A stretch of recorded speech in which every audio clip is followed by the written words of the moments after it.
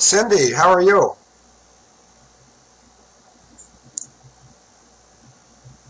Uh, Hello? yeah, Cindy, you're loud and clear. How are you? Hi, good morning. How are you? Or good afternoon, I guess. Well, whatever it is, I mean, I can't keep my nights from my days. I was just explaining to the chat room that you and possibly Sarah Dunklin might appear. In fact, let's start there. Do you know if Sarah's going to try to make an appearance, or is this me and you? I don't know. I know that she had messaged me the live stream to call in and to give the talk about the information about what's going on. I think it might just be me and you, and I'm happy to meet you. I haven't had an opportunity to officially talk to you yet, so it's nice to meet you. And don't know if she's going to be calling in. Do you want me to text her? No, it doesn't matter. She can do whatever she wishes, and I wouldn't be surprised if she calls in. But I know what your issue is, and my heart breaks for you and your son. And I can offer you this good news because I'm involved at extremely high level. Okay. Yeah, Donald Trump and his wife Melania and the Pentagon are not going to put up with what's been going on in the United States. And as I said, I know this because I'm involved. And I'm involved as a white hat. Okay. But, we have way too many demonic, what is that word, Luciferian pedophiles in not only our government, but more importantly in the fake court system. And the courts are fake. We haven't had I don't believe, speaking academically, I do not believe we've had a real judge on a bench since 1789. That's not an exaggeration. I can guarantee you that's something that Donald Trump is going to, remedy. But Good. why don't we, yeah, no kidding, good. Yeah, go into the background a little bit. So I, probably like a lot of your listeners, I first heard of Cynthia Abcug on the internet on YouTube. I saw her on channels such as yourself, Red Pill 78, SGT Report, Able Danger, Ann Vandersteel, a bunch of, free media outlets and good citizens such as yourself. So the very first time I heard of her was the 15th of August, 2019. That's the first video that I saw with her in it. I know she had been broadcasting her story beforehand, but I just happened to reach her on YouTube and see the content and, the case she was talking about with the taking of her son Christopher back in the 17th of May. So I first hear her story on the 15th of August. A few days go by. I know enough from her story that she said that she was in Douglas County, Colorado. And at the time I was living in Boulder County, Colorado, when I was going to school at University of Colorado, driving back and forth from Denver and Boulder. But I knew that Parker, Colorado, the town she was living in, was only, an hour and a half, 2 hours away, depending on how traffic goes. And so I reached out to her via email on the 17th of August, 2019. And, when I first reached out, I just, I believed her story. Two, I was just trying to, help out someone in need. She had said on a couple of her shows that she did that even something, as mundane as going to the grocery store where lots of children would be, around her son's age, and that how it would kind of be an emotional trigger for her, would just make things something that should be simple, like going to the store to buy groceries, really difficult. So I figured, okay, I'm just a student, so I don't have any significant source of income whatsoever. But I figured I could, give her the spare cash I had for the month, $200 to $300, and I simply offered out as someone to talk to, as someone to give some loose change and to buy her groceries or go into the grocery store for her. So if you can get me the contact details for Fudge Packer, Governor Polis, I'll communicate with him directly, but you don't need an attorney. No. You're not going to need an attorney. Attorneys they're not the solution, they're the problem. I will get all your information where it needs to go, which is Trump, via the federal protection people that are working with Timothy Charles Homeseth, and via the Pentagon pedophile task force, and that stuff, if it has enough sizzle, and yours certainly does, in my estimation, it'll get to Trump and Melania, and they're not going to allow this to continue. Do you mind if we calm down a little bit and I read you Psalm 91? No, please do. That'd be great. I didn't mean to get so excited, but it's... She reached out to me, I think, later that same day. I emailed her roughly in like 1 o'clock on the 17th, whatever day that happened to be. And then she reached out again about 2 to 3 hours later. She's like, yeah, I would love to meet up, have someone to talk to in Colorado. You know, she had located her family from Florida to Colorado, and, you know, for the higher tier medical care for her son. You know, she had some social connections in Colorado, but, you know, she just seemed like someone that was just wanted somebody to talk to and help her out in just what little manner she could. And then we began talking fairly regularly, at least 1 or 2 hours a day. Just, she started telling me some of the background details and information regarding the seizure of her son and kind of the sequence of events that was leading into it. So we agreed to meet in person about 1 week later. I'm going to just guess on the 24th of August. So by, let's just say, the second or third week in September, you know, talking every day for at least 1 to 2 hours every day. And I don't know the specific date, but she had told me that she believed someone had tried to break into her house and rummage around looking for any potential evidence. If I remember, Joseph, hold on a second. If I remember, I think she sent me an actual photo that she got with her phone of a snapshot of the actual truck that the guy ran back into and took off from, if I remember correctly.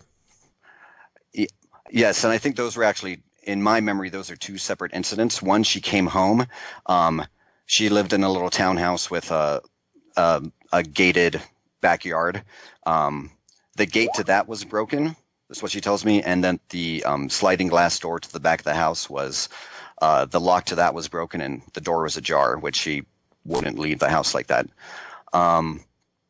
It is at that time that she asked me if I'd be willing to sleep on the couch, because she's starting to get, you know, concerns of, you know, is my safety in danger? She was living at home with her 15-year-old daughter, Hannah. Is Hannah in danger? So the second incident where there was potential danger in her eyes, I was gone away at class. I wasn't there that day. I forget exactly the day, but she came downstairs to get her morning coffee, and then she sees a man like peering over the back gate of her backyard, and she said like he just had a creepy vibe about him. And when she went to get a closer look at him, so inside her house, that's when I think the incident where he ran away to his truck, she was able to get a quick snapshot of his, I think it was like a red truck, and maybe a little bit of blurry picture of his license plate. So those are two separate incidences. I don't know I forget the exact date of when she got creeped out by the guy peering over the backyard. But that's when another thing where I think things escalated in her mind, where I'm in danger. I need help. I know this kid's trying to help me, but he's got his own life to lead. He can only do so much. And at that time, that's when I think an organization called the Children's Crusade really starts to enter into my mind. As I said before, you know, lots of people are reaching out to her. Some just want to send prayers, some want to send money, some are trying to get hooked up with, you know, contacts in the FBI, and other agencies are trying to help her. Children's organizations or reporters, all kinds of people are just reaching out. One of those organizations, which I think she was, or certain members of the organization began reaching out to her, or had already been in the process of reaching out to her. Probably one of the many balls she was juggling, you know, communicating with all these different people across the nation. At that time, it was suggested by the Children's Crusade that she have, you know, 24-hour, you know, protection, or someone to watch her house, whatever you want to call it. So they believe, or they make Cindy believe, that things are escalating in terms of consequences and severity and danger in her and her family and the details surrounding her case. Hold on a second, Joseph. As you look back now, and I'm starting to suspect that perhaps both of these attempts were perpetrated by those people trying to get her ramped up, trying to get her anxiety raised up. At least that's my take on it. They staged those to elevate, so she is worried, she is scared, she's susceptible. I think that's possible. At least from my point of view, I think one, it's certainly that case that could have been a setup. I think that's entirely possible. Sorry. I should also mention that sometime between where I started staying the night a couple nights a week on the couch to that incident with the man with peering over her backyard fence, Cindy reached out to me and told me about like a Q group or Patriots or Trump supporters or whatever kind of local group in Colorado had offered to help her in similar ways. Is that the one that meets every 3 months or something? They meet like every 2 or 3 months, something like that. Same group I about before a couple of days ago. Yeah, Okay. That's what I'm getting into. I'm sure if I peered through my notes, I could try to figure out a date with that. But again, it was sometime between the first and the second week of September, I'm guessing. So they reached out to her and in a similar way offered to help in what way they could, whether it's, some cash or if they had media connections or any kind of way that might help her. She invites me to go with her. She doesn't want to, whether she wants a friend there or just doesn't want to be alone with these, people, at least she knows somebody. So she invites me to go. This was in Westminster. Look it up on a map. She invites me to go. It's a Saturday. We rendezvous at a coffee shop and then plan to go to there. That's the first time I meet Hannah, Cindy's daughter. Came into the coffee shop. She shook my hand. She gave me a hug. She thanked me for, trying to help her mom in what way I could. So Cindy, Hannah, and I meet at a coffee shop. Then we go to this, Patriot group. Like meetup group, whatever it is, like a meetup group. Whatever you want to. Yeah. So we meet at like a golf country club, and there's just like, they just invite us to order some food and to have some drinks. There was probably only 8 of them there. They had like Q bracelets. Some had like, Trump, all had like pro-Trump shirts and one had like a picture signed by General Michael Flynn. It's like, okay, cool. These people were nice. We were probably there for 3 to 4 hours, and overall, it's like these people are good-hearted, but they kind of like really can't, use them for like there's not the help Cindy needs, if that makes sense. However, one of them, one of those members, I think the group meets every month. I think they meet every month. Probably the same place that my guess is that same country club. They sent out an email list and a shared group text messages. So they gave us that. Cindy met her second lawyer she was working with in Colorado through that meeting. Actually, one of the girls at that meeting happened to know an attorney really well, happened to like be college friends or something, and gave Cindy his number. So that actually kind of synchronicity thing or a God wink kind of ties into it. I just want to stop here for 1 second. Just during the course of this 3 to 4 hour meeting, were there ever any plans made? Did you notice a cache of weapons? Were there blueprints? Were there blueprints of the home that you guys were supposed to invade? Was there an exit plan? Was there a getaway car? Did you guys talk about bombing or not bombing things, but raiding things with weapons and things like that? Was any of that discussed during this 3 to 4 hour meeting that you had with these people where you got the bracelets? I just want to make sure this is known solidly. Please, Joseph, you were there. Eyewitness account. Tell us about all the plans that were made to do all this stuff. I'll give you the floor. Go right ahead. No, Jim. The answer is no. N-O. No plans of any kind were made. There was no cache of weapons. There was no secrets. These little baggies of, like 50 to 100, these sky blue bracelets that said QAnon. QAnon.pub or QAnon.com or whatever website splices and puts all the Q posts into a readable format. I don't know. And that's all we got. We got some bracelets. Cindy got a lawyer connection. We got some lunch. She might have had pizza if I remember correctly. I had, it doesn't matter. We were only there for 3 to 4 hours, and I didn't have any communication with them ever again. So I think that needs to be said. So that was sometime in the first or second week of September. But then to go back after the incident where the man peered and kind of gave a threatening look to Cindy or creepier, that's when Cindy's communication with the Children's Crusade kind of escalated. They thought that they should send someone to be a bodyguard or to someone to stay at the house full time so nobody tries to mess with it, or whatever reasoning they told Cindy, she believed and thought was a good idea. So whatever day that was that the man from the Children's Crusade flies in, and she asked me to take her to the airport and pick him up, again, because she doesn't want to meet a stranger alone. So we drive to DIA. We raid around for a while. We pick him up. Tells us his name is Ryan. And then we drive back to Parker and talk to him for a little bit. But once again, I want to establish this. The Children's Crusade is the one that sent him out there. That was their idea, their person.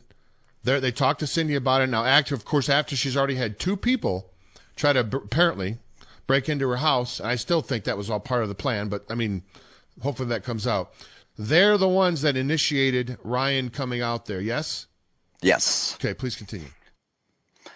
Now, what I can't say is, did the entire Children's Crusade have a panel discussion and send him out, or was it just one key player that sent him out? Was it one person's decision, sent him out, not in collusion with the other members of the Children's Crusade? So, I'm going to guess this is the, just to put a date on it, let's just say the 14th of September. Cindy and I picked this guy up from the airport, and then he starts staying over at the house. It was said to her that he was a very skilled marksman or something, or had former military intelligence or any combination of the 3. He was a marksman, he was, military police, or he was National Guard, or he had served, or, he worked in IT, or all of these things I think were said to her at some point about this guy. So Ryan is staying over at her house now. She doesn't say, she says he's kind of weird, kind of quiet, but so far he essentially just follows Cindy around everywhere. Assesses the situation, if it's safe or who to look out for. Did he have a gun? Did he have a gun when he arrived at the airport? Did he have a firearm with him? Never one that I saw, and he said he didn't have one. He came with he came with a backpack and a suitcase literally this big, just full of just personal belongings, clothes, and one change of clothes and some toiletries and his iPad. That's all he came with that I could see. He said he denied that he had a weapon. This guy Ryan basically follows her everywhere. She goes to her to, even the filing, submitting documents and forms, going to the lawyer, meeting the second lawyer for the first time. But just kind of like her shadow, just kind of follows her around. And at night he sleeps on the couch again, right where I was sleeping before. It's in front of the door. It has a view to the backyard. Blah blah blah. Flashing forward to the 26th of September, the day Hannah was taken, I was driving home from Denver to Boulder. I was just coming off of school and some rotations. And I remember on the drive going back to Boulder, Cindy calling me, it's like, they just took Hannah. It's like, oh, crap. Like, I'm so sorry. Like, I'm driving. Let me call you back when I get home. Boom. So I get back to my place in Boulder, and I ring her up, and she's like, they took Hannah. I don't know what to do. I might have to leave soon. Like, I might be leaving either today or tomorrow. I know you just got home, and I know you just got done with work, but I might not see you again for a while. So this might be your, a chance to say goodbye. How am I doing? Yeah. Oh, I'm having the time of my life because, see, I've got, I want to be logical and truthful. On Monday, the 22nd of July of this year, 2019, Donald Trump and his wife, Melania, had the Pentagon Pedophile Task Force drive Timothy Charles Holmseth to meet me at a common place to tape a radio show. Yeah, I was just going to give a quick update. Yeah, please do. Go ahead. I'll be quiet. Okay. I honestly am so tired, like I'm sure everybody else is on the task force and with the Children's Crusade. And I want to say thank you to your team. And we've just been going nonstop trying to take down this fraudulent justice center. I went in yesterday. They've had 2 secret hearings. If you got the update, they make the hearings at 6 a.m. in the morning prior to the justice center even opening. So, but I've been able to file quite a bit of things. I took I had a remonstrance prepared by someone on the Pentagon task force and took it to the state level. And when I took it in there, and remember, Field, I'm just a mom. I'm 134 days into my son being illegally seized, and God only knows what else. So I'm holding it together pretty good, but tired. And when I went with the person who's with me from the Children's Crusade, who's staying with me, down to the state capitol to try to file the remonstrance with, which is basically the complaint that this county level's not doing what they're doing, to see if there's any oversight at all. Well, since my number was evidently announced, I've gotten several restricted calls to my number. I've got a solution for that. If you want to go to the phone store tomorrow and get a new phone number assigned, I will happily pay for whatever that might cost. And your house guest, who has a New Orleans accent, he knows if I say I'll do it, I'll do it. We have the remonstrance going. I'm trying to catch it in. I know you said 15 minutes. The remonstrance. So then it went back. What was interesting was Go ahead. I had somebody with me as a witness, and then I had another person on speakerphone who is from the Pentagon task force, who was explaining in detail what this remonstrance was and what the obligation of the state capitol's departments were to take this remonstrance, and nobody did. So that was proof that even though my son was illegally seized here 134 days ago, and they're a lot of coincidental obstacles are coming in my way, freezing money in accounts, there's quite a bit, my breaks yesterday, there's a lot of things going on here too to put obstacles. So now what we're doing is that person is sending it to the people they need to send it to have them look over what's going on here. I understand. You know what I mean? Yep, I understand. Yeah, so that's what's happening, and then they're coming at me. They brought in special prosecutor, there's some new players that came in yesterday. I defended myself. I think I did pretty well because in the courtroom, I don't present myself the way they're trying to say that I am. A lunatic, mind-controlling, crazy mom. Yeah. Very well prepared, well dressed. I have all my documents. I'm just a mom trying to get her kid back from the claws of this agency that has illegally seized him and now filed a restraining order because I'm insisting they investigate the sex abuse on his Sphincter. And it's that's their tactic, is to now file a restraining order against me. So that's where I'm at. And then we've got, more strategies to go. We're working with the task force on what our strategies are, but I feel in a much better spot, just a lot of action, a lot of action.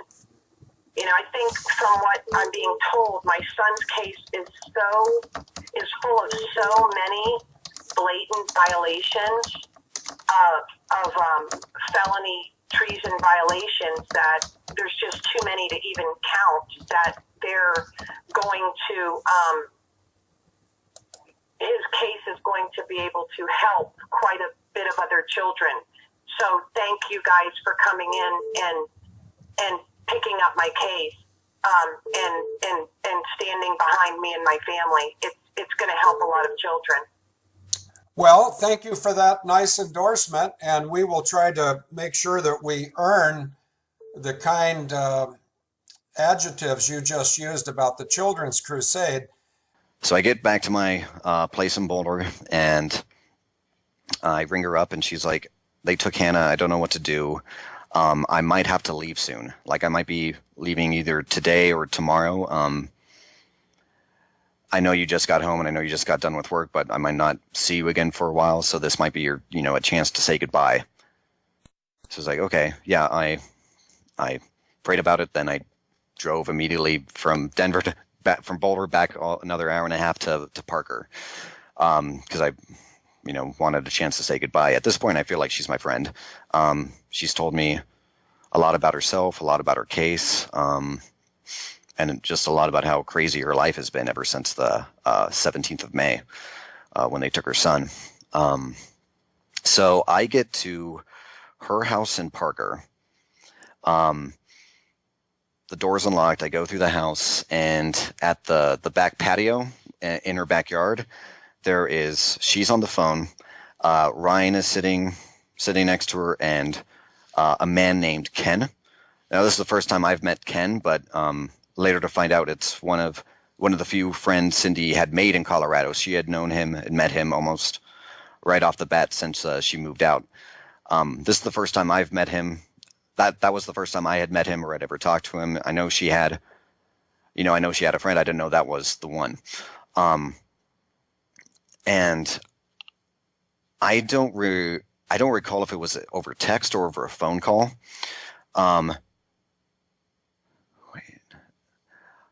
So the four of us are talking. I'm meeting Ken for the first time, just doing the get to know you chit chat. And then Ryan comes out and he says, we have to go. They're going to come after you. They're going to start coming after you now. They're either he's made it heavily suggested that they were coming to apprehend her. Like, this is, the authorities, now that they took Hannah, was going to use that as leverage and try to use it as an excuse from whatever Hannah could tell them, or whether this was some pattern that the police were following. So how many days after Hannah was taken did Ryan tell her that she had to go? They were coming after her. Same day? Same day. So she's still got some trauma because they've taken, as again, folks, the trauma-based mind control. This is how they operate. They wait until your mind has been weakened, and then they move in. And this sounds like right here, Cindy, of course, you get your daughter taken. That's a traumatic experience, right? She's reeling. She can't really, at that point, it's very difficult to put sometimes probably two thoughts together because your children have been taken. Now there's a second child that's been taken from her.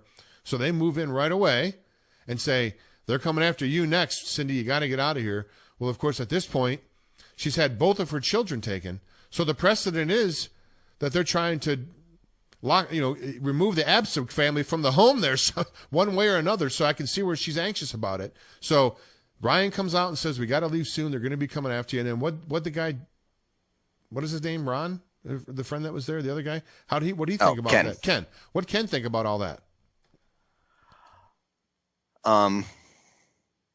Ken was another person that I believe Cindy had told her case to about, the taking of her son, and all of the actors involved, and all of, the corruption and who's getting paid. And so he even seems like, they probably want you pretty bad. They took your son for no reason. They just took your daughter for no reason. Like, of course these people probably want you too.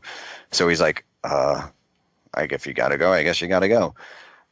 So then the original plan was to fly out of Colorado, for Cindy and Ryan to fly out.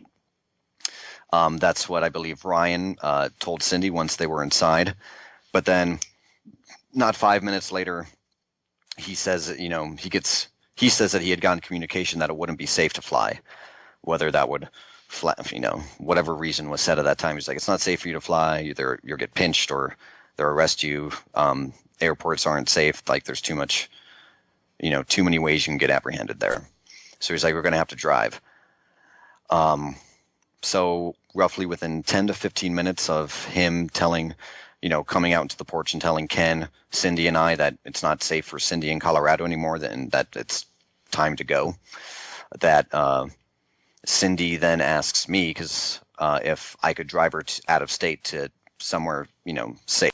Yeah, so only about 15 minutes after the initials, like, Cindy, you're in danger either from apprehension, or if they apprehend you, then what are they going to do to you? Are you going to receive, false imprisonment or worse? Are they going to hurt you? So the fear is kind of instilled at that moment, and that urgency, that sense of urgency is like, well, for your own safety, you have to go. Ken, in that brief time, Cindy's, just like, Ken, can you, I know this is a lot right now, but can you please watch my house and feed my dogs? Blah, blah, blah. Like, could you please just watch my house and watch my stuff? I don't know how long I'll be gone, but, at that time, I don't know what she was thinking. Probably, a week or two. It didn't make it seem like she had to get up and pack everything and move. She was just getting for a safe location for a while, just, a few days or so. That's what the thought it was in my mind. It's like, okay. She sits me down. She's like, I know you have school tomorrow. I know this is a lot to ask, but, if we rent a car that's going to be in my name, they're going to be tracking me. They can track that. And for whatever reason, Ryan's like, no, they would want me. They'd be looking for me too. So I don't think renting a car is a good idea.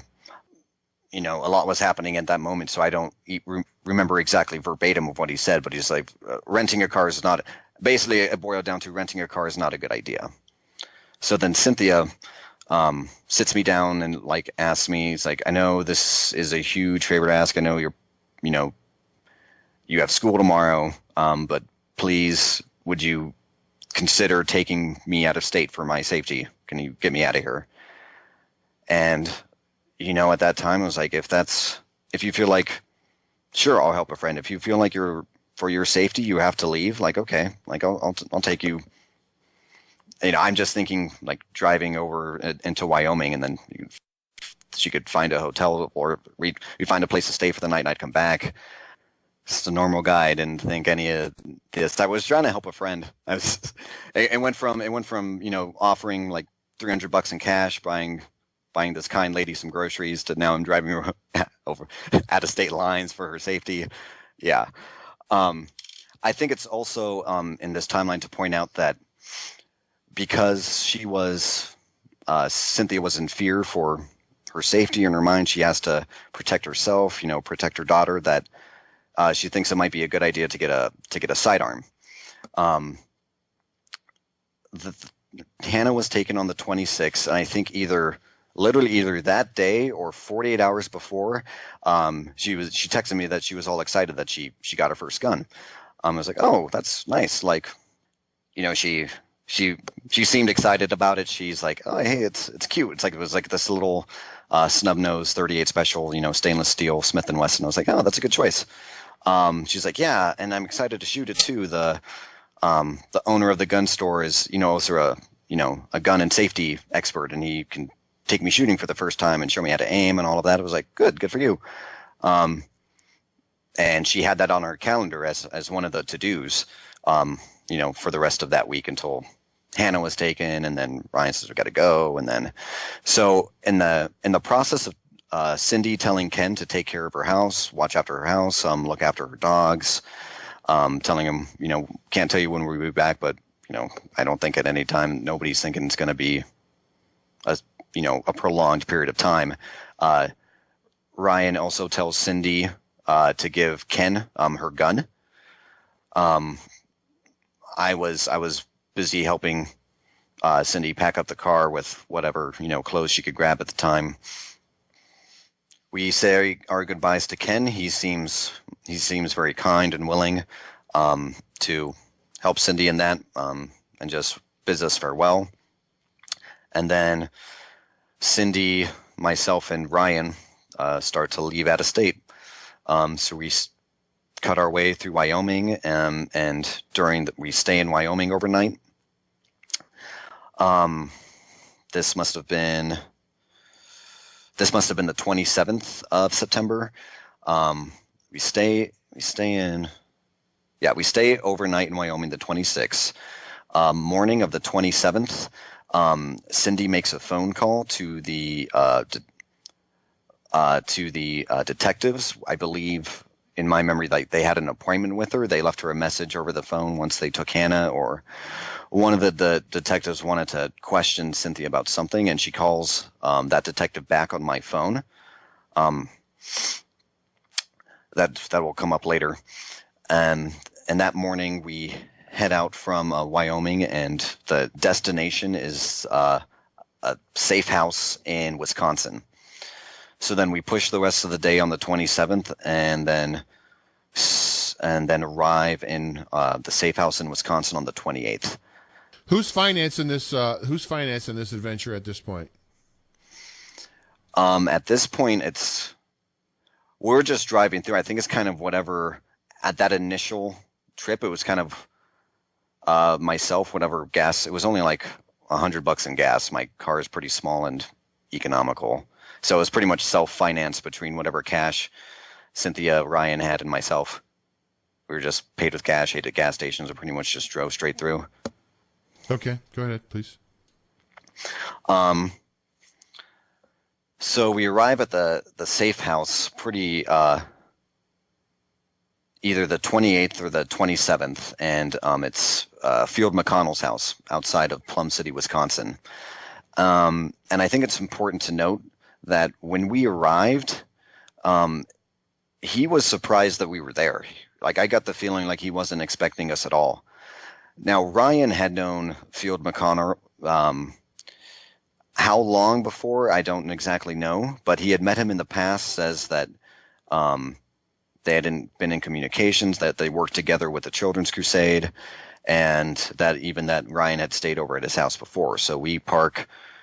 Ryan actually has to go up to the house. It's pretty late at night at that point. Knocks on the door and feels like, "Oh, it's you. Hey, what are you doing here?" It's my impression that Field McConnell had no idea that we were coming to his house at that time. So whether it was the brainchild of Ryan or someone else was directing him to have us go to Plum City, Wisconsin, that I don't know. But Field McConnell himself seemed he welcomed us right in. He's like, "Oh, sure, stay. Yeah, and I know these kinds of situations. I know, for your safety, you're welcome to stay here." But it was my impression that he had no idea we were coming. So there for one night, and so the next day you're getting used to Mr. McConnell's house. He tells us about himself, how the Children's Crusade is trying to help kids. He gives, some information about who he is as a person. We just get to know the guy a little bit. What's your impressions of him? Give us your impressions of Phil McConnell, please. From living with him, how you stay with him for about a couple weeks, 10 days, 2 weeks, something like That's later in the story. So Okay. what happened? Okay, so in my conversation at the time with Cindy, she's like, well, okay, got out of Colorado, whew, like whether you're going to be falsely arrested or bad people are going to come after you or, try to whack you, whatever fear was instilled in her and I was like, do you feel like you're safe here? Do you feel okay? She's like, yeah, I feel okay here. I don't feel like anybody's nefarious. My overall general impression of Field McConnell right off the bat was pretty great. He seems kind of like a character, but to me, he seemed to have a good heart. This is about as short and sweet as I can put it. Very gracious host, very welcoming, that type of thing. Yeah. Right. Yeah, very gracious host, fed us, took us out, was overall very warm and receiving, and just kind of gave Cindy ways of maybe that he could help, with his previous, he says he has backgrounds in military intelligence. I saw his badges and his medals. He was a former Marine pilot, flew F-4s in Vietnam. And so I know he has, military history, and then, maybe he has some intelligence contacts. He's certainly safe. Cindy feels like she's safe there. It's definitely in a safe area. He has lots of land in a really tiny town. Everyone knows of each other. He's buddy with the sheriff. Nobody would, come to hurt Cindy there. So at that time, I talked with Cindy a little bit. It's like, how are you doing? Are you okay here? How do you feel? Like, you still have my number, like, in case anything? So she's like, yeah, she didn't want me to go because I was kind of the only familiar person that was there. But I was like, I gotta get back to my life. I got to get back to school. So I leave. I think that Sunday that Sunday must have been the 29th. I leave Cindy there.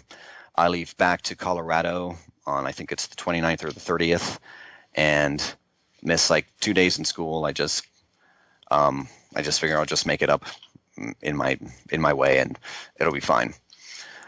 So I go to school that week. Cindy and I are texting and calling again. She seems fine. She says that she's being treated well, like nobody's forcing, her to do anything, that, she's talking supposedly with people with high up in positions that might be able to help her and expedite her case. So I'm not there for that week of the 30th. So I didn't hear those conversations myself, and I can't verify who, but Cindy seemed optimistic.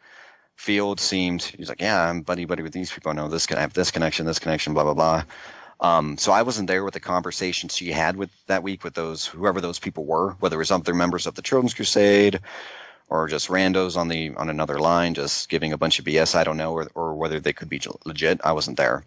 But overall, Cindy says she's being taken care of. She feels safe. They're not,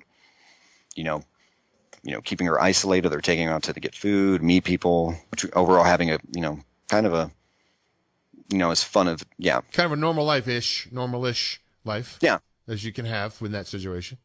But, yeah, I understand. Go ahead.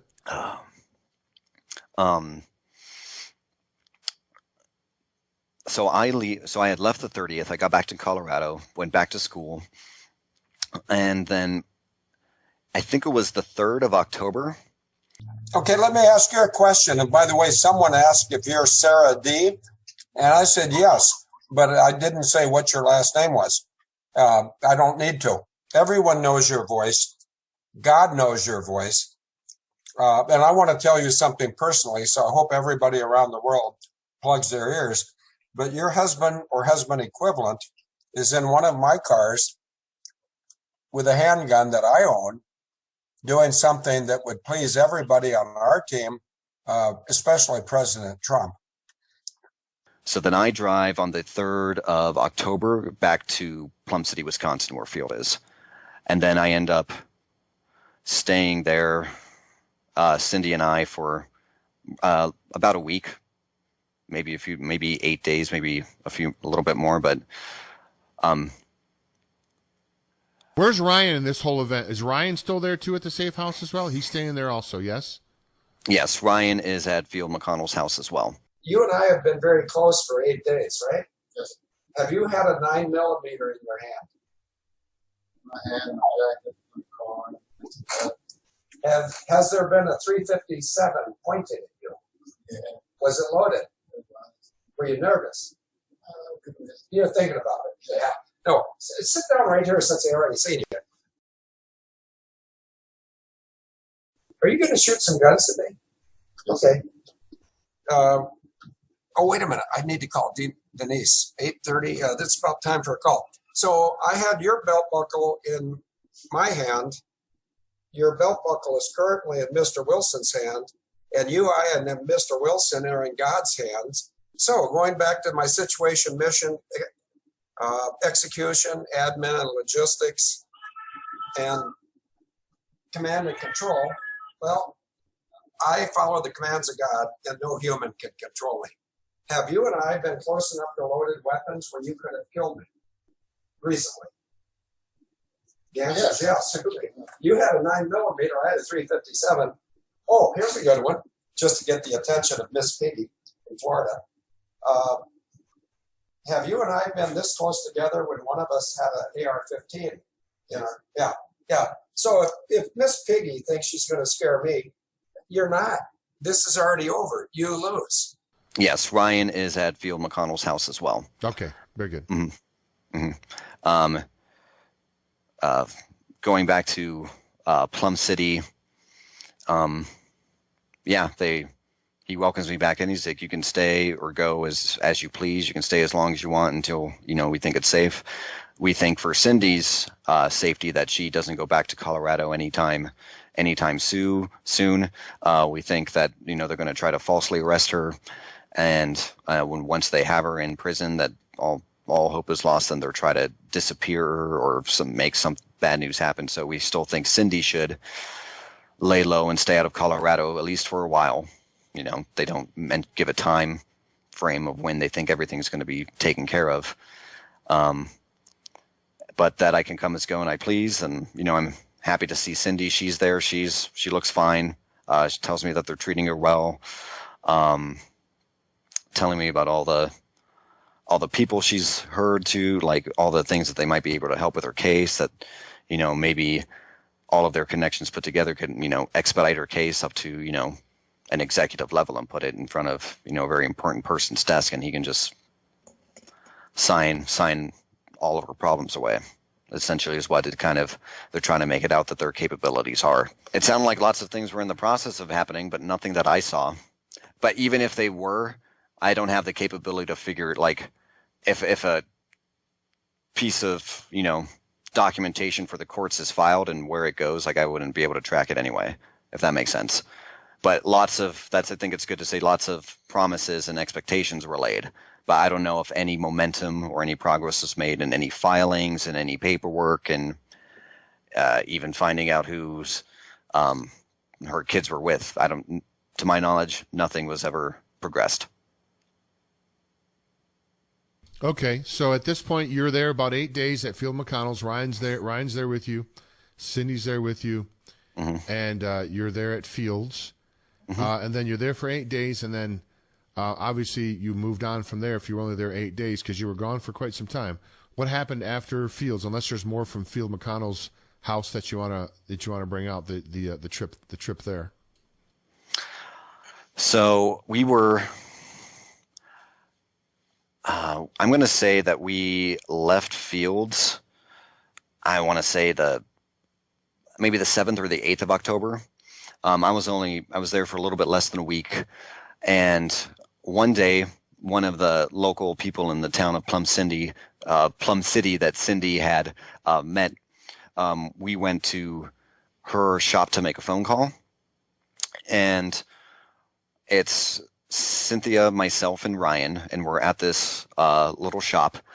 And all of a sudden, Field McConnell calls the owner of that shop and tells him that we have to depart right away, that they are looking for a med student, Sarah's guy Ryan, and a mother of 2. That's how he kind of codes it over the phone, that it's being surveyed by planes or drones, or that people are coming to look for them. He tells the owner of the shop to then hand over the phone to Cindy, and tells him, and Field tells Cindy the same things, like, you're in danger, you have to leave right away.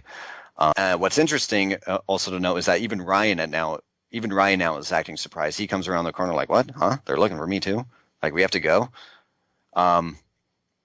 So at no time, all I know at that same day is that Field was driving to the airport, the closest one is Minneapolis, St. Paul, to pick up his wife coming in from the UK. So he's out of the house at this point anyway. He had already said his goodbye. Like, he told us he was picking up his wife and then he'd be gone for most of the day. So at some time, whether it was him just getting us an excuse to get these people living out of his house to get away, or whether it was a legitimate threat or who he got it from, I never heard. I never saw the phone. I never saw any text message. Up at that time, Field was very kind to us. We weren't want for anything. We didn't pay for anything. He paid for the food. He said to just enjoy my house, enjoy the land, relax. Cindy's talking with these people, whoever they are, whether they have high-level connections to anyone legitimate or not. But, I think she feels like things were being done on her behalf. We certainly felt safe there. We never had reason to feel unsafe. We were never threatened, and we were being treated very well. But my guess is the 8th is when we then left Plum City, Wisconsin, because of whether there was, officers looking for us or... You left right from the shop? I mean, you got in the car from that shop and you left? You didn't have to go back to Fields or pick up anything like that? You were gone? Nope. It made it seem like it had to be an immediate departure. Okay. All right. And then which way did you head? Which direction did you start going? South, obviously, yes? Actually, we went to a little city called Osceola, Wisconsin, where Field had one of his friends who, kind of went on his show sometimes. So we go to, he offers us shelter for the night. It's like, okay, if you can stay here in my offices where it's safe. You'll be looked after. You can sleep in my offices for the night. Whatever you need, I'll do my best to help you. So this point, can I ask you, are you still, and I just want to get a little bit of insight into your thought process at this time, Joseph. Are you at this point, so now you've been at Fields for like 7 or 8 days and now you're off and going to another person's house. You're still a medical student during this whole time. Are you still thinking to yourself, like in your mind, okay, this has got to be over here in a couple of days and I got to head back. I mean, this has got to be wrapped up here pretty soon. Or, I mean, what was your your thought process? I mean, now you're already getting into, they got to run here, you got to run here. You're already in the fleeing mode, which no one likes to be in. So what's going through your mind when you leave Fields and you go up to this other place, if you don't mind me asking? Prior to that day, it was like, well, whoever was after me won't be able to, if anybody was after me in Colorado, it's over. Cindy's at that point, I believe that Cindy was in a safe place, whether things were getting filed or not, or whether her case was moving in any, right direction. I don't know. Prior to that day, it was like home until that happened. And then again, Cindy's like, can you please, we gotta go. It's like, okay. And then it just, again, the next thing happens that day where Fields had drones, surveillance aircraft, or people are coming to, find out where she is, to serve her or to harm her, or so she's got to get out of there. Yeah. So a brief recap. I get back after dropping Cindy off in the first place. I go back to Colorado. I get back to Fields in Wisconsin roughly on the 4th of October, and the day we leave again, we're being pursued by something. That's what it's heavily insinuated, was the 8th of October. So the night of the 8th of October, we stay outside of Osceola, Wisconsin, and the office of the friend that offered to help Cindy in this type of situation exactly. We stay the night there, Cynthia, Ryan, and myself. The next day, the man we're staying with at his facilities, he lets us shower there. He gives us clothes, and then he he drives back to Fields' house, picks up all of our stuff, which we're thankful for. And then we leave. Then we leave again on the 9th of October. Now, during this entire time, other members of the Children's Crusade have been in contact with Cindy. One of them was Sarah Dunklin. One of them is now Ryan, that we met in person, but also a woman named Dana. Now, Dana, I remember Cindy talking about even back in Colorado, and I was, still in school before any of these events took place, and says that, even the ending of August, the latter weeks of August, she would say how different people from the Children's Crusade were setting her up with, different kinds of legal aspects, unconventional, outside of the box ideas. One of these people, Dana, was kind of managing her case, so to speak, like, helping her give, doting out money if she needs to get her car fixed, or helping her with paperwork. One of the things she was helping her with was like a diplomatic immunity passport, which Dana and filled out for Cynthia's behalf. Cynthia just had to kind of dot some T's and cross some I's, and most of the legwork for that was already done for Cindy to get her this special passport to hopefully, keep her from any illegal searches or seizures, or to be, unobstructed in her, mission to get her kids back. So Dana also had offered Cynthia in the past that her house outside of D.C. in Virginia could be a safe ground to run to if ever Cynthia's on the run or needs to escape from bad people. So again, Cynthia, I'm the only one with the car at this point. Out of Cynthia, Ryan, and myself, I'm the only one driving around. And Cynthia asked, like, can you take me to Virginia? Dana, I've been talking to Dana since, which is a long way from Wisconsin. It's a long way from Wisconsin. Yeah, man. It is. Oh man! And you're supposed to be getting chased by drones and surveillance aircrafts. This whole you're getting chased by drones and surveillance aircraft the whole time down. I mean, don't you think by this time that they would have known your vehicle? For crying out loud! I mean, I don't know. I'm just trying to think things through. But please continue. I know you're in it, and it's easy to stand on the outside and look in. Trust me, I'm not trying to do that. I'm just trying to, from my own sense, try to keep things lined up properly, if you will. But go ahead, continue. Mm-hmm. Well, yeah, they would have. You think they would have known the make and model of my vehicle? Being inside of it still. Even some recent events and some information that I've received, it still makes me wonder, like, how and why. It's kind of a spooky coincidence that the car I happen to be driving happened to belong to my deceased father. So we kind of thought we were pulling a fast one on whoever was the bad people were looking for us too, because I slipped out with, if they were looking for me and they read the license plate number, they would have found his name and not mine. My father died and went over to my mother, and my mother gave it to me. So they were probably looking for a make and model. If they were looking for me to get to Cindy, they were probably looking for a vehicle that just stayed in Colorado the entire time. But it made it seem like whatever surveillance or whatever people with a fake warrant or were trying to apprehend Cynthia knew the make of my model, make and model of my car at that time. They didn't sound like law enforcement or legit law enforcement or that was looking for me, but that's exactly why we couldn't go back to the house. So we had to stay in that office overnight. We stayed there overnight on the 8th. Then the man goes to Field's house, brings our stuff back to his office, and then, thinking of ways of the next, safe ground to run to, Cynthia thinks of Dana. It's like, she offered, she's a bit of a ways away.